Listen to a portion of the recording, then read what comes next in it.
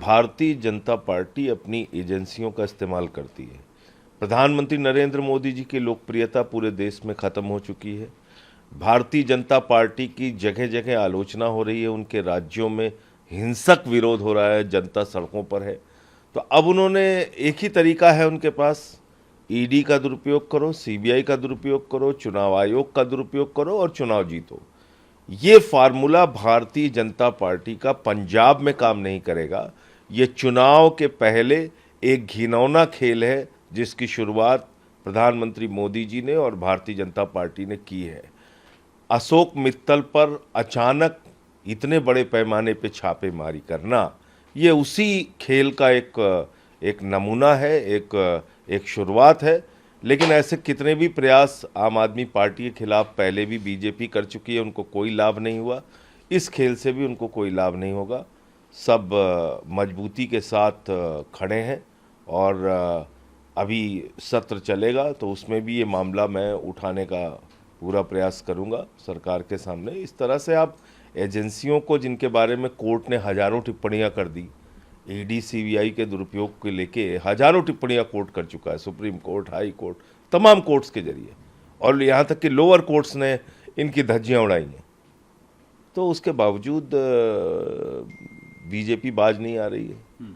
तो अशोक मित्तल पर जो कार्रवाई की गई है वो पूरी तरीके से राजनीतिक है, राजनीतिक दुर्भावना से भरी हुई है और एजेंसियों का दुरुपयोग करके चुनाव जीतने का जो खेल है उसका ही एक उदाहरण है। तो आप ये कह रहे हैं कि पंजाब चुनाव आने वाला है अगले साल, उसको प्रभावित करने हाँ, उसके पहले अभी ऐसे तमाम खेल खेलेंगे ये लोग। पंजाब चुनाव के पहले ऐसे तमाम खेल ये लोग खेलने का काम करेंगे। सर, प्राइम मिनिस्टर मोदी और प्रेसिडेंट डोनाल्ड ट्रंप की बातचीत हुई है, सकारात्मक बातचीत हुई और ट्रंप ने कहा है कि हम आपके देश से प्यार करते हैं। तो भाजपा ये तो चिल्ला चिल्ला कहते हैं कि ट्रंप की बात को गंभीरता से मत लिया करो। तो आज लड्डू बांटना है, क्या करना है पूछ के मोदी जी से। माय फ्रेंड डोनाल्ड ट्रंप लिखा है ट्वीट पे। तो अब लड्डू बांटना है इसके बाद, या यज्ञ करना है ट्रंप के लिए, क्या करना है। गोदी मीडिया भी कहता है कि भाई, गोदी मीडिया भी कहता है कि भाई ट्रंप की बात को गंभीरता से मत लीजिए। तो सुबह ट्रंप कुछ कहता है, 1 घंटे बाद कुछ कहता है, दोपहर में कुछ कहता है। अब बात कर लिया है तो पूरे देश को लड्डू बांटना चाहिए। तो सब किसी की तुरंत तारीफ, तुरंत गाली, तुरंत गले लगाओ, तुरंत झगड़ा करो, उसका तो यही चल रहा है। स्पेशल सेशन पे क्या कहेंगे डिलिमिटेशन बिल और वुमेन रिजर्वेशन बिल के ऊपर? नहीं, देखिए, जहाँ तक महिला आरक्षण बिल का सवाल है, हम पूरी तरीके से समर्थन में हैं। और ये इतनी बेवकूफ़ सरकार है, मूर्ख सरकार मैं इसको कहूँगा। जब 2023 में ये बिल आया था, सब ने पूर्ण समर्थन किया था और तब हम लोगों ने कहा था कि भाई ये आज ही से दो ना आरक्षण, 543 में 33% आरक्षण दे दो। तब सरकार ने हमारी बात नहीं सुनी। अब आप बगैर जनगणना के महिलाओं का प्रतिनिधित्व कम करना चाहते हैं। अगर जनगणना नहीं होगी, पता नहीं होगा कितने पुरुष हैं, कितनी महिलाएं हैं, उस हिसाब से कितनी सीटें देश में बढ़ाई जानी है। बगैर जनगणना के डिलिमिटेशन हो नहीं सकता और डिलिमिटेशन के आधार पर ही संख्या तय होगी कि महिलाओं को 100 सीट आरक्षित होगी कि 200 सीट आरक्षित होगी कि 300 सीट आरक्षित होगी। अब इतना तो कक्षा 2 का बच्चा लेके आइए, मैं समझा देता हूँ। 2011 में जो देश की जनसंख्या थी, क्या 2029 में जो चुनाव होने जा रहा है वही जनसंख्या रहेगी? क्या बढ़ेगी? निश्चित रूप से ना। मतदाता भी बढ़ेंगे ना। मतदाता बढ़ेंगे तो उस हिसाब से सीटें बढ़ेंगी ना। तो जब सीटें देश के अंदर बढ़ेंगी तो उसके हिसाब से महिलाओं की सीट बढ़ेगी कि नहीं बढ़ेगी?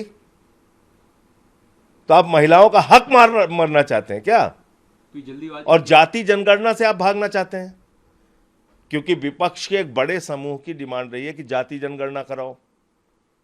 उस मांग से आप भागना चाहते हैं क्योंकि आप बोल चुके हैं जनगणना होगी तो जाति जनगणना जरूर होगी। तो सर, आप कह रहे हैं सरकार जल्दीबाजी कर रही है, लेकिन किरण रिजिजू जो पार्लियामेंट्री मिनिस्टर है, उन्होंने कहा है कि अरे भैया, इसी सरकार का 23 का बिल है ना, इन मूर्खों का। ये मूर्ख सरकार जो है, इसी ने तो 23 में बिल पास किया। आप लोग अरे वो क्या कह रहे हैं, मैं जो आपको सामने पब्लिक डोमेन में वो पूछ रहा हूँ। इसी मूर्ख सरकार ने 23 में जब ये बिल पास किया था तो मैंने और तमाम पार्टी के नेताओं ने कहा था कि भाई अभी से आरक्षण दो, 543 में 33% दे दो, जनगणना के बाद तभी तो सीटें बढ़ेंगी देश भर में। डिलिमिटेशन तभी तो होगा जब जनगणना होगी। तो मतलब आप महिलाओं का हक मारने जा रहे हैं और आप चाह रहे हैं कि हम लोग उस हक मारने की कार्रवाई में हम आपका सपोर्ट करें। वो कह रहे हैं राजनीतिक फायदे के आप लिए लोग ये कर रहे हैं। आज 543 में 33% करो, हम खड़े हैं आपके साथ, करो। सर, बिहार को बीजेपी का पहला मुख्यमंत्री मिलने वाला है, सम्राट चौधरी शपथ लेंगे, नीतीश कुमार का जो एरा था वो लगभग खत्म हो गया है। सर, कैसे देखते हैं?